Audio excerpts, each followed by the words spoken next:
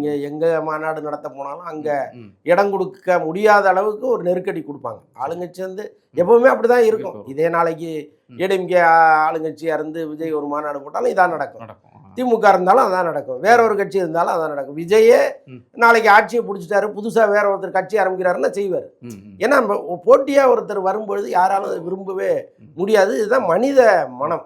So அப்படி தான் வந்து இதில் நடந்துச்சு. அப்புறம் எங்கெங்கே போய் கடைசியில் ஒரு இடத்த பிடிச்சி தான் அவங்க விக்கிரவாண்டியில் போட்டாங்க.